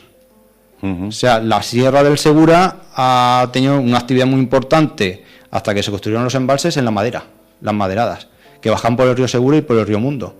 Y llegaban hasta la junta de los ríos, ahí había una estación de tren, y mi teoría es que cargaban allí la madera y se la subían a los otros pueblos que tenían estación, que eran Agramón, Ellín y Tobarra, y allí se instalaron serrerías para procesar la madera. Y los datos que tenemos que los primeros productos de madera que se hacían aquí eran para hacer cajas que llenaban de fruta y las exportaban. Uno de los casos más peculiares es la estación de Agramón. O sea, aparte de que está muy cerca también del río, pues ahí no hay constancia de una serrería, pero hay de una fábrica de creosota, que es un subproducto que se saca de la madera del pino y que sirve para proteger los propios raíles, las traviesas de las vías. O sea, que tal vez la propia empresa del ferrocarril instaló allí su fábrica para tener ese producto que necesitaba para sus propias instalaciones. Uh-huh. Y otra construcción también muy curiosa, que está vinculada a Gramón, es la noria de Tedelche. Tenemos la réplica en el ferial de Ellín, pero el original se conserva en el paraje de Tedelche, y la necesidad de aquella noria fue precisamente para llevar agua hasta la estación de Agramón.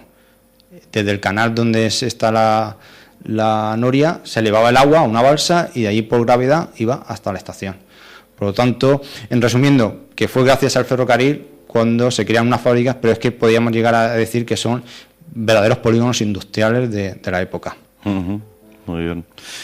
llama la atención la desaparición de esa estación en Las Minas. Supongo, no sé, no tengo el dato yo concreto, no sé si lo tienes tú, que también sería pues como muchos de los servicios que tenía Las Minas en aquel momento de bonanza, ¿no? Que era precisamente de la empresa explotadora, ¿no? Como sí, el teatro y otros servicios públicos, ¿no? Que eran privados, podríamos decir. El llamado coto minero de Jin pertenecía todo, tanto el poblado como la extensión, a una sola empresa, hasta que se vendió en los años 60 a un particular. Y todos los servicios que había allí funcionaban, eso, los prestaba la propia empresa. Salvo, bueno, la estación sabemos que era de la misma empresa de, bueno, la que llamada antigua Maza, Madrid-Zaragoza-Alicante, que por ser las estaciones principales de esa empresa fue la que dio nombre a la compañía hasta la creación de la Renfe. Ajá. Bueno, pues también otro lugar maravilloso de nuestro entorno que debería ser de alguna manera recuperado con el fin de, bueno, pues ver la historia, ¿no? de esa zona, ese cotominero, esas viviendas, ¿no? De los propios mineros en la roca. En fin, es un paraje también maravilloso. Pero, en fin, esto para otro programa. Sí, de eso lo que yo me choca es que precisamente la gente tuvo que vivir en casas cuevas, porque era la forma más sencilla y humilde de tener una vivienda vinculada a la explotación de las minas. Y, curiosamente, cuando la administración empezó a preocuparse de cómo vivían aquella gente, en los años 50 se construyeron esos bloques que encontramos al llegar al pueblo de las minas. Son viviendas de protección oficial, y pocos años después se cierran las minas. Casualmente. En fin, parte también de nuestra historia. Un día dedicaremos un programa precisamente a las minas, que hay mucho que hablar de las minas también. Antes me adelantaba yo un poquito y en el periodo del Imperio Romano hablaba yo de los puentes de Iso. Podríamos también unir a ello el acueducto de Albatana como importantes obras públicas, y yo creo que va siendo el momento, ahora que estamos hablando de esa revolución industrial, cuando deberíamos retomar ese tema, ¿no? Que ponía yo un poco sobre la mesa. Sí, como hemos dicho, hasta que no llega la revolución industrial, la gente recordaba que las grandes obras que se habían hecho eran las romanas. O sea, no había capacidad de construir como lo habían hecho los romanos. Y es precisamente a partir del siglo XVIII cuando ya hemos visto esa riqueza que había, que se podía acumular, pues lo que facilitaba hacer grandes obras. Y como antes hemos dicho, que hay grandes obras en la comarca que se atribuyen a la época romana, pero no lo son, pues precisamente son las dos que has citado, los puentes de Iso y el acueducto de Albatana. Sobre los puentes de Iso es lo que hemos dicho antes, pues porque no hay grandes poblaciones cerca de los ríos de la comarca, del Segura y del Mundo.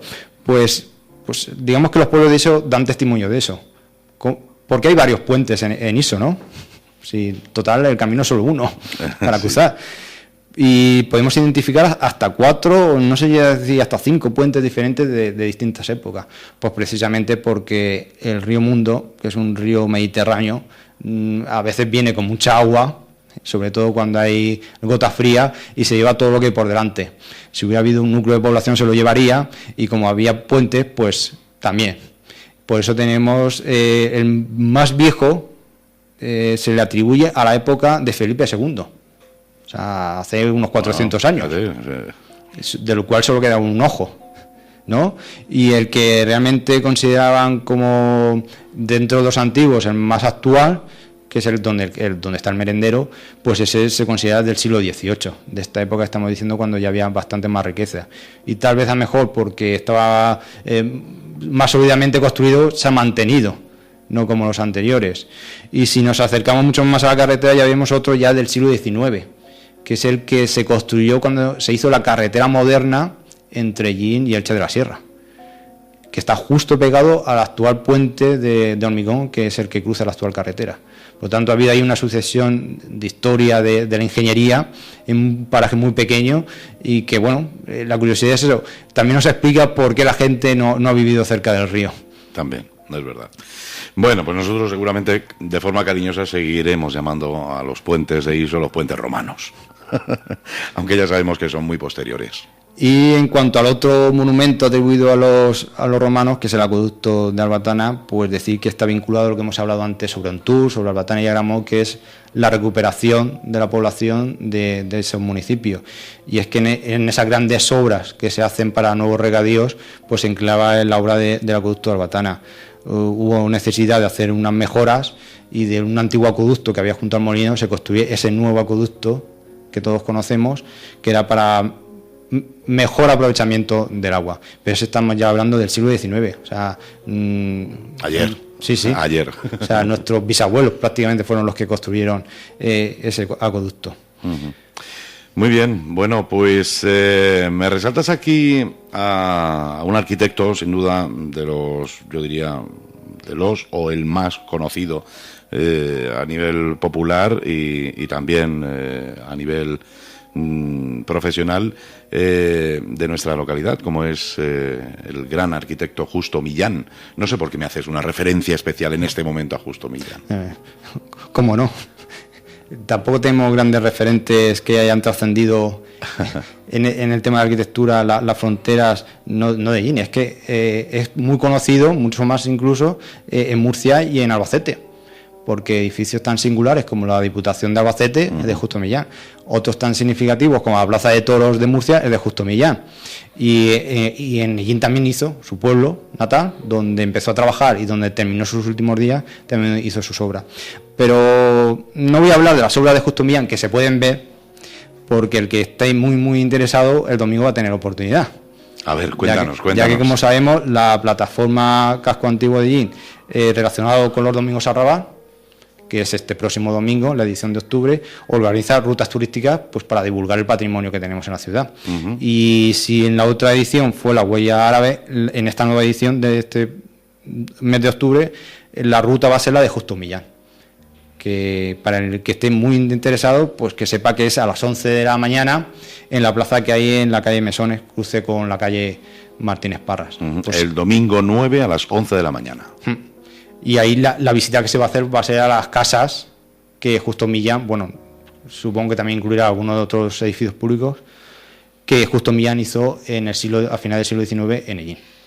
Yo, para hablar de Justo Millán, me voy a referir a otros proyectos, a los que no se hizo, que tal vez sean menos conocidos, pero a lo mejor también interesa para entender el contexto de la época. Uno de ellos, además, yo creo que lo tuvimos aquí en un programa hace ya algún tiempo y tuve oportunidad de ver incluso dibujos relacionados con esa obra que nunca se realizó y habría ganado mucho Illín, sin duda. A ver, dime. No, continúa. A ver si coincidimos, ¿no? Pues en ese contexto de la revolución industrial, del crecimiento de las poblaciones y las necesidades de nuevos edificios, pues coincidió con la vida de Justo Millán. Uh-huh. Y él precisamente empezó a trabajar aquí antes de irse a Murcia, a ser arquitecto de la diócesis de Cartagena y del propio ayuntamiento de Murcia. Entonces coincidió cuando Justo Millán, que bueno, es una de las curiosidades, él empezó a estudiar arquitectura en Madrid, casi al poco de llegar el tren allí. A lo mejor si nunca hubiera llegado el tren, a saber si hubiera perdido la oportunidad de tener un arquitecto tan conocido en allí, de no haber podido ir a estudiar. Y cuando él termina la carrera era el año 71. Y cuando regresa allí para empezar a trabajar como arquitecto, pues se da la circunstancia de que allí necesitaba un nuevo espacio para el mercado. Esa plaza que hemos hablado del siglo XVI junto a la iglesia, pues va a ser en esta época de crecimiento económico y de población cuando el ayuntamiento se plantea de que necesita una nueva plaza donde hacer el mercado y la feria, que ya se estaba haciendo la feria de allí. Uh-huh. Y ese es uno de sus primeros proyectos. Yo creo que era el primer proyecto que le encargaban al mismo terminar la carrera. Y también fue frustrado. Yo entiendo que los comentarios que hablan del sentimiento que tenía Justo Millán con su ciudad natal, después de las cosas que le pasaron, de esos proyectos no posibles. Porque esa plaza mercado nunca se llegó a construir. Estaba planteada en el llamado Huerto de San Antonio, justamente en la calle que ahora lleva su nombre, la calle Justo Millán. Y bueno, pues fue uno de esos muchos proyectos del Ayuntamiento de Illín que nunca llegaron a ver la luz. No voy a entrar en más detalles en la plaza porque yo creo que también se habló en su momento cuando conmemorábamos el centenario del recinto ferial, uh-huh. El antiguo recinto ferial del actual parque Juan Martínez Parras, y otros proyectos que también proyectó y que no llegaron a ejecutarse fue el del cementerio. A ese me refería yo. Un cementerio que la contestación del ayuntamiento en aquella época es que era demasiado ambicioso, que se había pasado de metros cuadrados y era un coste que no podían asumir. Y bueno, lo hizo otro arquitecto mucho más sencillo, o sea, mucho más reducido, y al poco tiempo tuvieron que ampliar el cementerio. O sea, no iba muy mal encaminado el proyecto Justo Millán. Y de todo aquel proyecto, pues prácticamente no se pudo hacer nada. Simplemente se da la curiosidad que al final de su vida proyectó la actual entrada monumental que tiene el cementerio. No es la original del proyecto que se construyó por otro arquitecto, sino que él la proyectó al final de su vida. Otros proyectos que habría que destacar de la época, pues a lo mejor es el mercado, que mucha gente se lo ha atribuido a Justo Millán, el antiguo mercado del siglo XIX, que está en el mismo sitio que está el actual mercado. No es suyo. Nos referimos al que hemos visto en fotografías de forja, ¿no? Sí, que duró hasta el año 48, cuando, por necesidad de que el mercado tenía que ser más grande, en la época también del esparto, de abundancia en Ellín, pues se decidió construir un nuevo mercado para tener más puestos. Sí, pero para darle unos cuantos metros más solamente, porque el espacio era prácticamente... Sí, el solar no cambió. El solar no cambió, con lo cual fue una de esas cosas que no tienen mucho sentido, que se hacen en su momento, pero, en fin, tampoco se ganaron tantos metros. No. Para hacer lo que se hizo después, que comparado con el valor que tenía el anterior, era nada. Estamos hablando del final del siglo XIX, cuando se proyecta que el mercado, que no fue, ya hemos dicho, no fue Justo Millán, fue otro arquitecto muy conocido en la provincia, Martínez Villena, que tiene mucha obra, era natural de Albacete y vivía en Albacete y tiene mucha obra en Albacete. Y para Ellín hizo el mercado, hizo también el antiguo matadero, que está en el mismo sitio que el actual matadero del Calvario, pero digamos de dimensiones más reducidas. Pues digamos que, en resumidas cuentas, en esa época es cuando ya empieza la necesidad de nuevos edificios y, por lo tanto, nuevos tipos de arquitectura y nuevos estilos acordes a las tendencias de las épocas. Muy bien, bueno, pues muy interesante también. Merece capítulo aparte, sin duda, Justo Millán. Bueno, pues vamos a intentar conocerle un poquito más con esa ruta prevista para el próximo domingo, día 9 a las 11 de la mañana. Y ponemos ya deberes también a Pedro, y es buscar mucha más información en torno a Justo Millán y hacer un programa dedicado a él. Sí, vamos a intentar buscar una fecha significativa. Eso es. Que nos gusten las efemérides. Pero no olvidamos en ningún momento que hoy estamos hablando con Pedro Sánchez de arquitectura. El primer lunes de cada octubre, desde el año 2005, creo recordar que he dicho antes, se celebra el Día Mundial de la Arquitectura, y hemos ido recorriendo parte de nuestra historia a través del tiempo, precisamente centrándonos en la agricultura.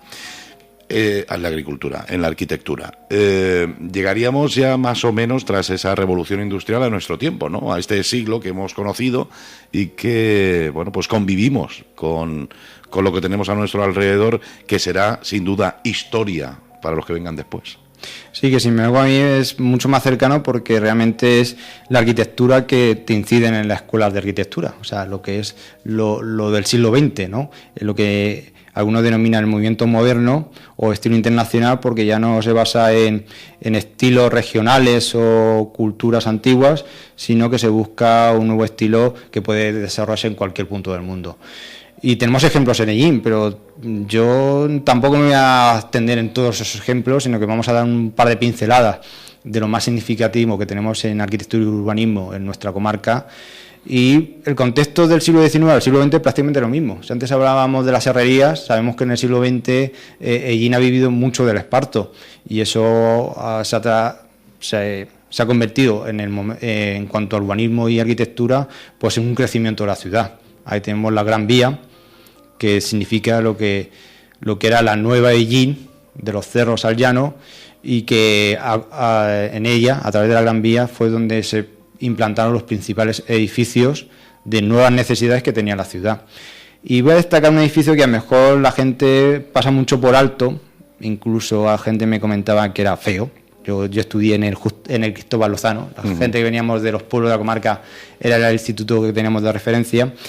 Y siempre ha quedado ahí, de los primeros profesores, siempre ha quedado un recuerdo a lo que fue el diseño original del edificio, cosa que se ha perdido con las reformas.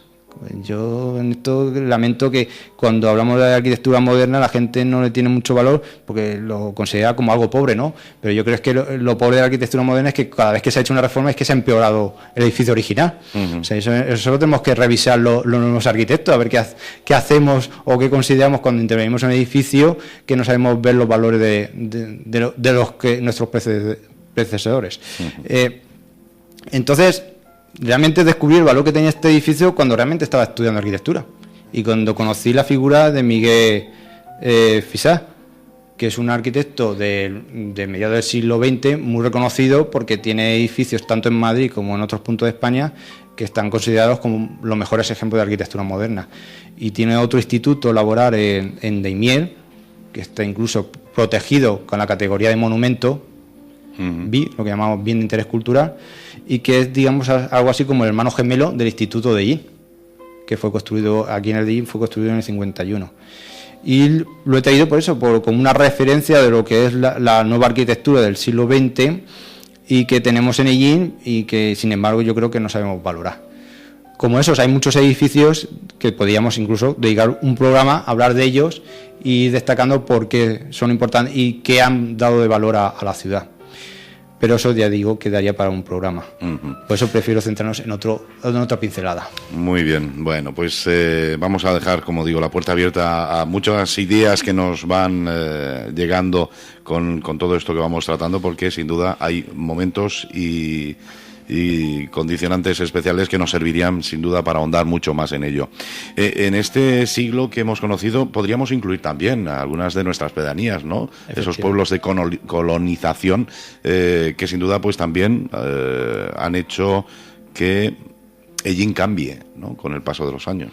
Sí, hemos intentado ir destacando por épocas a qué grupo pertenece cada uno de nuestros pueblos de la comarca, o sea, los más antiguos, los que surgen en el siglo XVIII, y ese fenómeno del siglo XVIII se repite en Ellín en el siglo XX. O sea, hemos hablado del agua y lo difícil que era aprovechar el agua de los ríos, pues va a ser precisamente en el siglo XX cuando podamos empezar a aprovechar el agua de los ríos. Hasta que no se construyen los pantanos del Talar, del Cenajo y del Camarillas, pues bueno, era prácticamente el miedo continuo a las inundaciones, incluso a la sequía en verano, y gracias a los pantanos, que fue muy polémico, fue una gran necesidad en las comarcas de Murcia, pero aquí en nuestra comarca era muy polémico porque era perder valles fértiles de terreno a cambio, en principio, de nada. Así que unas reivindicaciones históricas de Ellín era poder aprovechar el agua de los ríos. En el momento en que se construyen los pantanos, la compensación a Ellín fue ampliar su zona regable de la antigua fuente a los que conocemos ahora como la zona regable de Ellín de los pueblos de colonización. Y la política de aquella época, de posguerra, o sea, empieza en los años 40, pero en Ellín, digamos que la compensación a Ellín por esos pantanos llega en los años 60, la década de 1960, va a ser la ampliación de los regadíos y la construcción de 3 nuevos poblados de colonización en esa zona, que era la tendencia que había en otras zonas donde se estaba haciendo lo mismo. De los 3 pueblos de colonización, yo quiero destacar Cañada de Agra. Nava de Campaña y Mingojil fueron proyectados por 2 arquitectos también significativos, pero Cañada de Agra tiene su especial relevancia porque no solo por el arquitecto que lo hizo, Fernández del Amo, sino porque hace escasamente un año Cañada de Agra fue declarado bien de interés cultural en categoría de conjunto histórico. A mí es que Cañada de Agra me ha parecido siempre un pueblo precioso. Y realmente la pretensión del Instituto de Colonización fue que fuera algo significativo. De todos sus proyectos, digamos que incluso buscaron a uno de sus principales arquitectos que trabajan para ellos para que diseñara ese pueblo, porque querían que fuera algo significativo. No ejercería como, digamos, la capital pequeña de esos 3 núcleos, porque la pretensión inicial era que los pueblos tuvieran incluso autonomía local, que fueran municipios independientes de allí, cosa que nunca consiguieron, pero fueron creados para ellos. O sea, los 3 pueblos tienen un edificio para el ayuntamiento, tienen servicio como cualquier otro pueblo de la comarca, y la pretensión es que fueran independientes de la ciudad. pero bueno, tal vez porque no tenían bastante población o por la oposición del Ayuntamiento de Lleida, al final siguieron siendo pedanías. Y Cañada de Agra tiene la significación, bueno, también merece otro programa para hablar de Cañada de Agra, pero así rápidamente diremos que el porqué es bien de interés cultural, ¿no? Porque en la provincia de Albacete solo hay dos elementos de la arquitectura moderna que son bienes de interés cultural. Un edificio en la antigua calle ancha de Albacete, de los años 30, y Cañada de Agra. Y que de todos los pueblos de colonización que hay en Castilla-La Mancha, solo dos han sido reconocidos como bien de interés cultural. Otro en la provincia de Ciudad Real, Villalba de Calatrava, que también es obra de Fernández del Amo, y Cañada de Agra. Yo que destacaría el por qué Cañada de Agra merece ese título de bien de interés cultural, aparte de estar en los registros de arquitectura moderna, pues precisamente por su urbanismo. Hay gente que también destaca su estilo arquitectónico, pero yo fundamentalmente me quedo con el urbanismo. Es lo que en arquitectura se viene llamando la ciudad de jardín. Es una tradición que ya viene del siglo XIX, de la Revolución Industrial, cuando se ve problemas en las ciudades de que la gente básicamente no era feliz. La gente que iba al campo a vivir a la ciudad, a una fábrica, hubo un movimiento que se, digamos, intelectual, protagonizado también por los arquitectos, que veían que la gente necesitaba otro modelo de ciudad para que fuera feliz. Y entonces la idea fue de unir lo mejor que tenía el campo con lo mejor que tenía la ciudad. Los servicios que uno pueda tener en una ciudad, como son las escuelas, el médico, servicios culturales, el cine, que todos esos pueblos tuvieran un cine, y con lo mejor que tenía el campo, que era el verde, la naturaleza, el espacio libre, el aire sano.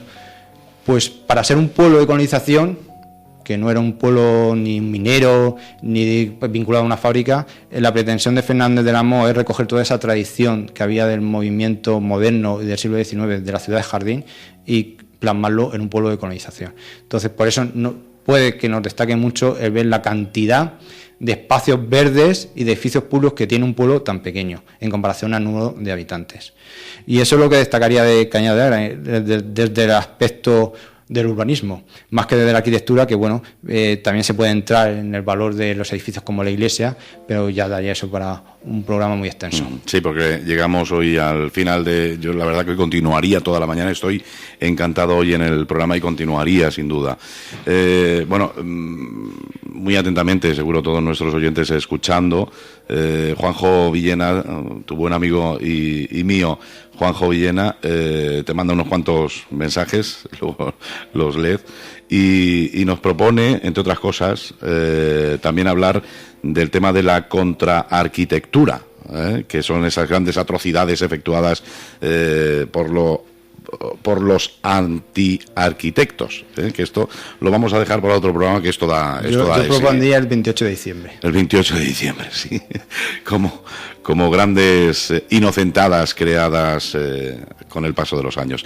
Y también a través del teléfono tenemos a un buen amigo. Antonio Pérez, buenos días, Ronnie. José Aurelio, te oigo muy mal porque he apagado la radio porque sé que se acopla. A ver si ahora me lo puedes poner mejor cuando hable con el invitado. Buenos días y buenos días, Pedro. No sé si nos conocemos, pero la verdad que me estoy con la baba caída. Sí, hemos coincidido alguna vez. Pues bueno, Pedro, muy interesante todo lo que estás diciendo y te voy a decir, no, a hacer una consulta. Lo que podemos un día, si no, juntarnos ahí o ya veríamos, para cosas que yo he pateado, he vivido, por ejemplo, los camarines de los dos sitios que ha nombrado, el del Rosario. Te voy a dar una fecha que no me la invento yo, ni está en los libros, está puesta allí en una puerta muy antigua, en el arco que divide el camarín de la iglesia, de lo que es el núcleo de la iglesia del Santuario del Rosario, que pone: se terminó de decorar y de dorar este camarín en el año 1762. O sea, todo lo que estás diciendo, eso lo corrobora y lo amplía. Otra cosa más que me ha gustado mucho, que digan los de los pueblos de colonización, sobre todo los de Cañada de Agra, Y una cosa que tú sabes muy bien, mejor que yo, porque tú, al ser de lo tuyo, fue premio en aquella época nacional de pueblos de colonización o de pueblos modernos, o como queramos llamarlo. Me gusta la pregunta porque es una cosa que hay que aclarar. ¿Eh? ¿Era una pregunta o era simplemente un dato? No, lo del premio, la pregunta de lo de Cañada de Agra fue un premio, ¿no? Sí, es que se ha difundido mucho, digamos, yo lo meto en el capítulo de los mitos que hacen falta aclarar. Y bueno, lo que ocurrió es que las bienales de arte, en concreto la Bienal de Arte de, creo que fue Sao Paulo, en Brasil, pues no sé si se sigue celebrando, pero bueno, yo me informé y en esa época era cada 2 años, por eso se llaman bienales. Pues cada país escogía a sus representantes pues en distintas artes, en pintura, en música, en escultura y también en arquitectura y urbanismo.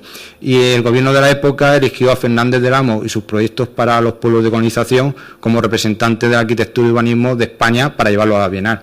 Y eso fue, yo recuerdo que fue el año 60, cuando se presentaron sus proyectos allí en la Bienal de Brasil. Y sin embargo el proyecto de Cañada de Agra es del año 62, o sea que algo me falla. O sea, no me coincide que presentaran en Río, allí en Brasil, los proyectos de colonización y que todavía no estaba hecho el proyecto de Cañada de Agra. Lo que sí que le dieron a Fernández Lama fue la medalla de oro de urbanismo, por los proyectos que había presentado y que ya había ejecutado para el Instituto de Colonización.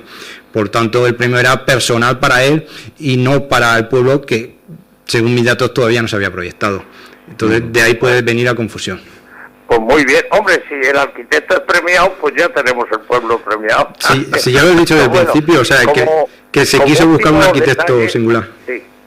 Como Pedro, ya os dejo que terminéis el programa, que como último detalle, ¿tú has estado in situ allí en la iglesia de Cañada de Agra? Sí, sí que la he visitado.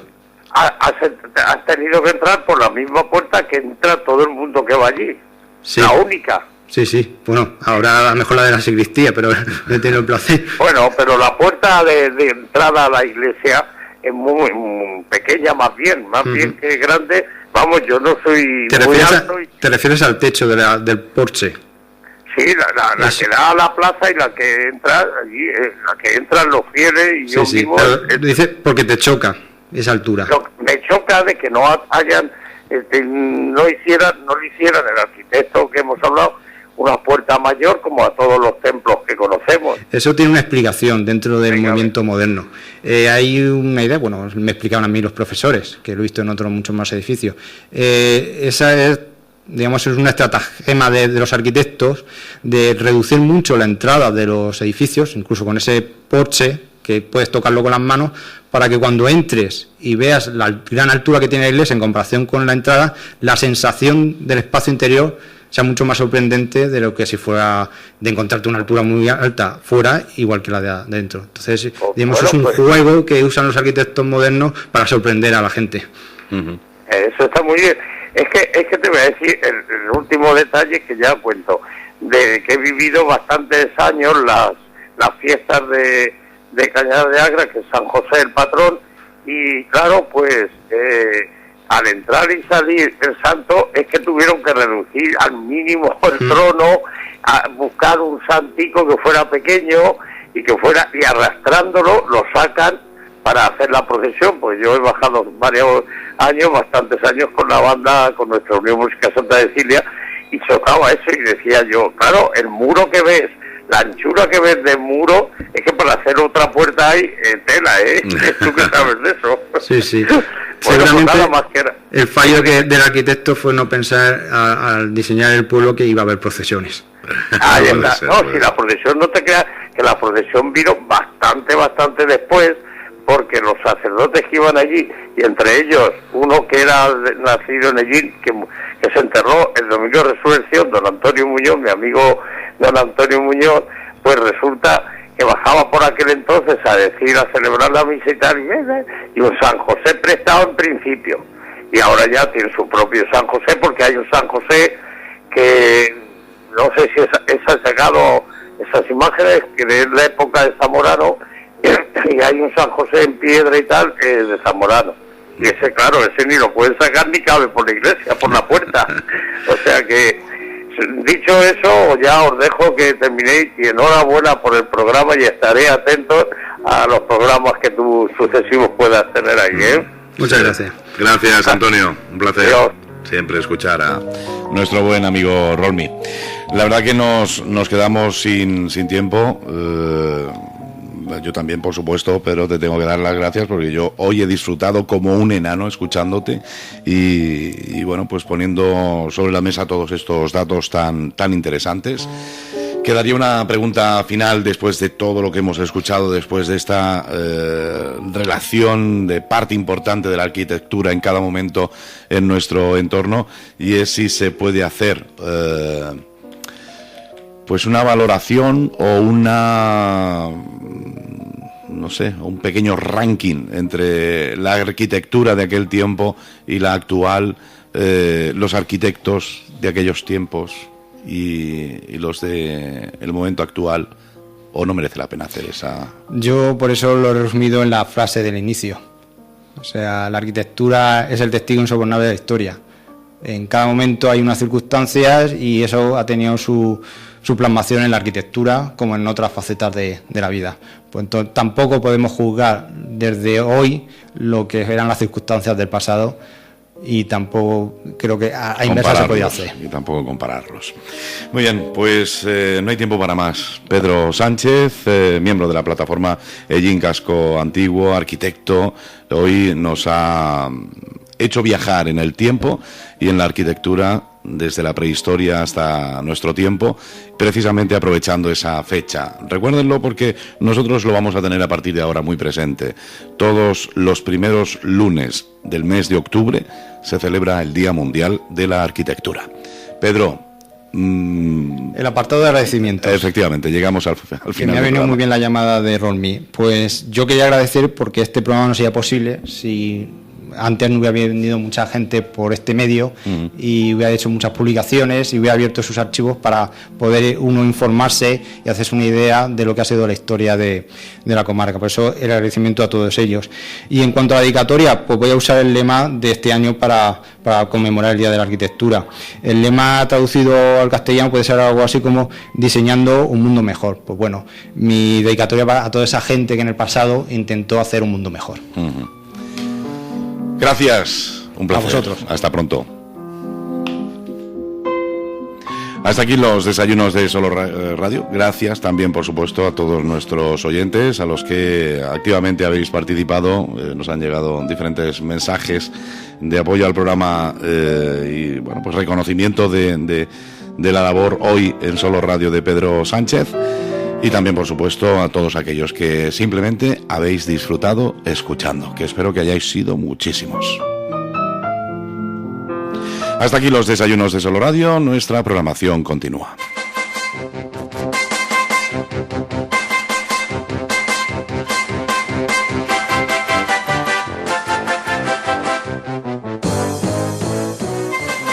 Noticias, información, efemérides, tradiciones. En definitiva, la vida de Ellín y sus gentes. En los desayunos de Solo Radio. De lunes a viernes a partir de las 8:30 de la mañana. Repetición a las 2 de la tarde. Los desayunos de Solo Radio para hablar de todo y de todos.